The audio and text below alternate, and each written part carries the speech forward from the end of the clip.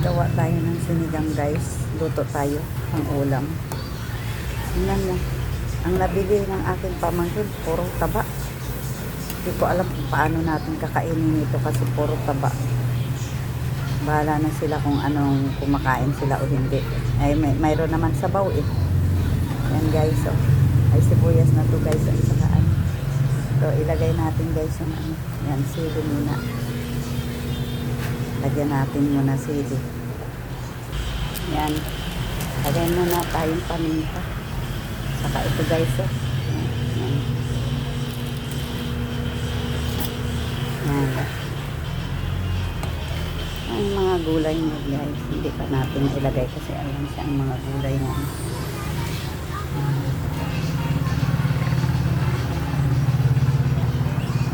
Ilagay na natin yan mga yan. Sitaw, okra, at saka kangkong. Yan. Lagay na natin guys, no? Para kulo na lang din siya. Ito ay sinigang guys, kaya lang oh, yun, matataba ang nabili. Yan.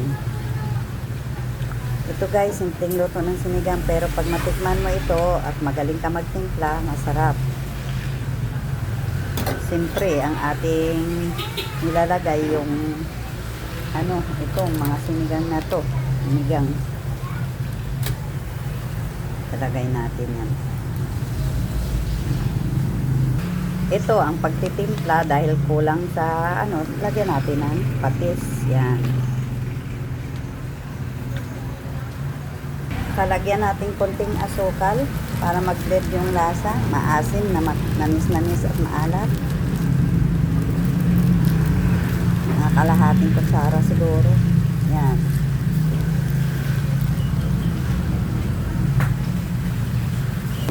Guys, lagay tayo ng sinigang guys.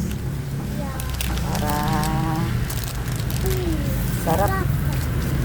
Yan. Sarap agad ma. Ito. Sinigang yan guys. Sinigang. Ayan na guys. Antayin natin maluto yung ating sinigang ano. Nilagay ko na lahat ang ating mga ingredients. Kompleto na. Pang-asim lahat. May sibuyas, bawang. Yan. Wala lang tayong kamatis at wala akong kamatis. Ang kulang lang dito kamatis guys ha. Pero kompleto na to lahat. Pag kulang yung inyong timpla, lagyan nyo ng patis. Yun ang nagpapalasa ng ano. Yan. Thank you for watching.